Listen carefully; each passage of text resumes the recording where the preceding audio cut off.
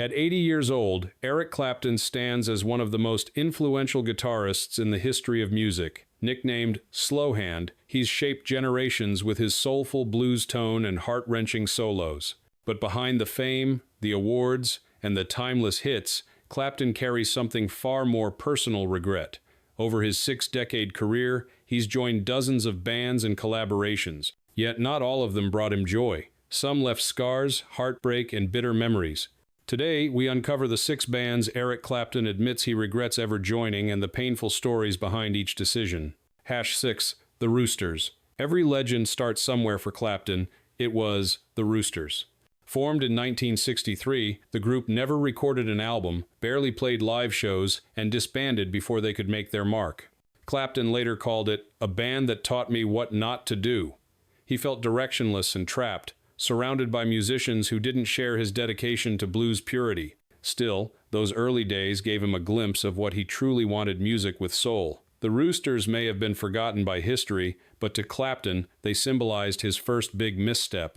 #5. Casey Jones and the Engineers. After leaving the Roosters, Clapton briefly joined Casey Jones and the Engineers, a decision he'd come to regret almost immediately. He later admitted he felt like a hired hand with no voice. The band's pop-oriented sound clashed with his passion for blues, and he quit after just a few gigs. Clapton once said, "It was the first time I realized success isn't worth anything if the music doesn't move you." That lesson would define the rest of his career. #4. The Yardbirds. In 1963, Clapton joined the Yardbirds, and for a moment, everything seemed perfect. The band had energy, charisma, and rising fame. But then came For Your Love, a hit single that pushed them toward a more pop-driven sound. Clapton hated it. To him, it was a betrayal of the blues, the music he lived for. In protest, he quit the band, just as it was about to explode into stardom. Years later, he admitted, "I made the right choice musically, but it broke my heart." Ironically, his departure opened the door for Jeff Beck, and later Jimmy Page, sparking the golden age of British rock and one of Clapton's lifelong rivalries. #3. John Mayall and the Bluesbreakers. After the Yardbirds, Clapton found redemption with John Mayall and the Bluesbreakers, where his guitar work earned the phrase, "Clapton is God," scrawled across London walls.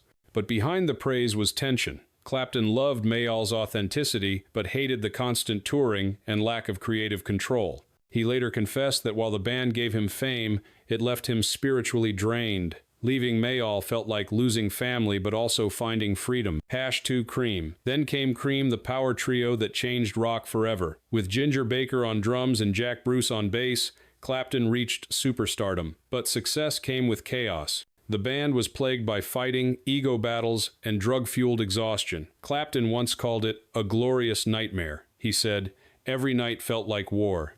I loved the music, but I hated the madness." When Cream disbanded in 1968, Clapton didn't feel relieved. He felt lost. It was proof that even brilliance can burn too bright to last.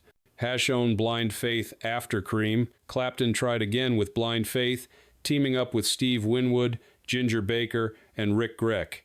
Expectations were enormous, the first supergroup. But Clapton later admitted he joined for the wrong reasons.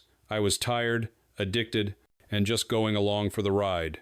The band's debut concert was a disaster, and Clapton hated being trapped in another fame-driven project. He quit soon after, saying, "I didn't want to play rock anymore. I wanted to disappear." Blind Faith became both his greatest opportunity and deepest regret, proof that success without soul means nothing. Looking back, Eric Clapton's regrets aren't about failure. They're about losing himself in the noise of fame. Each band taught him something: what he valued, what he couldn't stand, and why music must come from the heart, not the headlines.